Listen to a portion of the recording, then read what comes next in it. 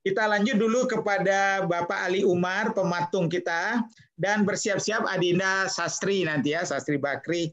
Kami persilakan Pak Ali Umar. Ya, Assalamualaikum warahmatullahi wabarakatuh. Selamat siang, Waalaikumsalam.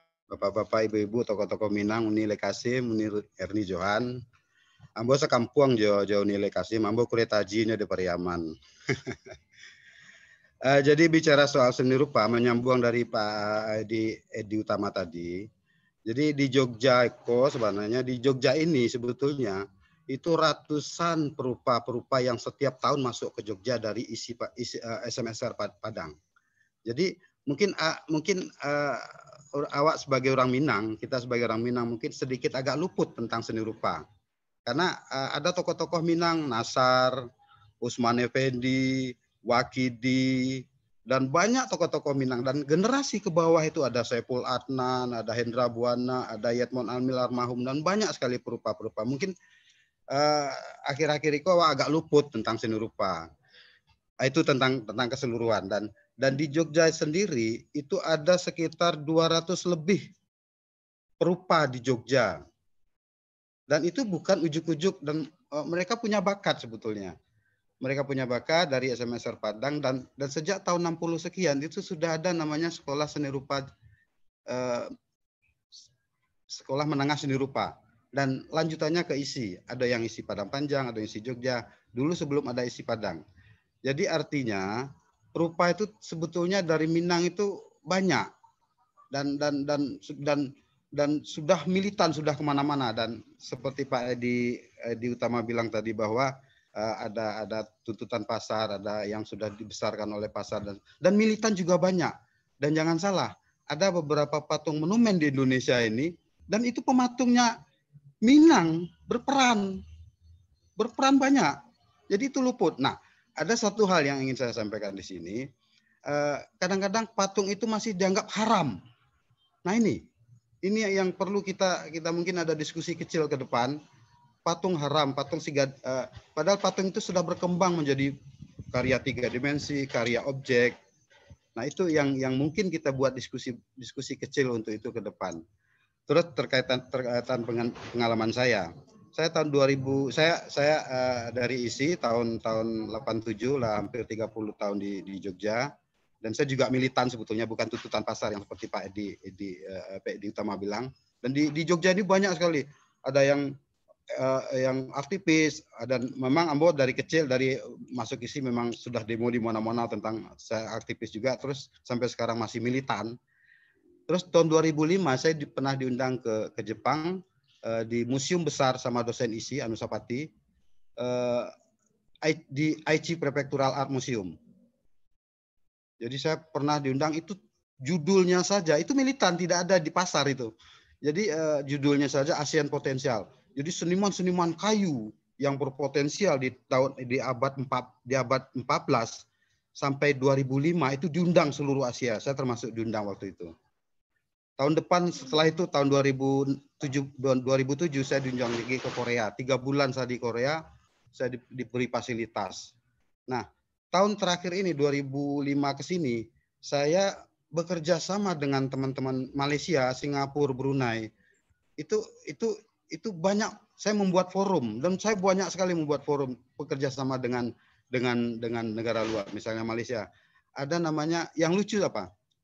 Yang luput dari kita, ada namanya APS, Angkatan Pelukis Se-Malaysia, APS. Nah, APS itu didirikan oleh orang Indonesia yang sudah menjadi warga sana. Nah, saya bekerja sama, saya ingin sekali bukan cuma hanya Minang, bukan cuma hanya Indonesia, saya malah berpikir Asia, karena kita itu satu rumpun. Malaysia, Singapura, Brunei, bahkan tokoh-tokoh kita itu sudah merambah kemana-mana di era dulu. Nah, maka saya ingin sekali bagaimana tokoh seni kita ini menjadi keluar itu, di samping kita mengirim Minang, kita membawa Asia. Kita membawa, karena kita itu satu darah sebetulnya. Nah, terus soal saya sempat mencatat dari Pak Edi Rosa tadi.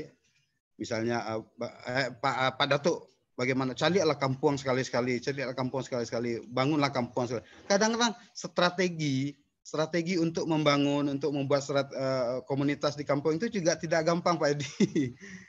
Tidak gampang juga, karena di sana juga ada seniman. Nah, cuman saya berharap ada tokoh seni rupa yang bisa memfasilitasi antar kota.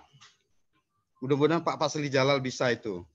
Antar kota, dari Bandung, dari Jakarta, dari Jogja, dari Minang sendiri, dan menurut Ambo, kegiatan untuk seni rupa di Padang agak sedikit tidak banyak punya agenda. Misalnya di Taman Budaya di Padang itu paling banyak 10 atau 15 agenda pameran. Dan saya sempat mencatat di Jogja, ada ratusan, Pak, satu tahun. Agenda pameran. Dan agenda pameran di Jogja itu bukan Taman Budaya yang buat agenda, tapi seniman yang mengajukan proposal. Nah, ini maksudnya kita buat diskusi kecil ke depan untuk memajukan itu. Lah, terus kaitannya dengan Uni Eli Kasim bicara tadi soal apa tadi itu?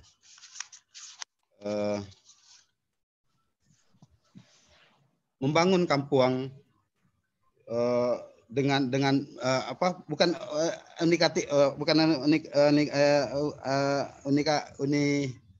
Eli Kasim, tapi Uni Johan. Yeah. Uni Johan bicara bagaimana cara membangun kampung. Dari kampung kita membangun. Nah, jadi ini sebetulnya dari forum-forum strategi sebetulnya.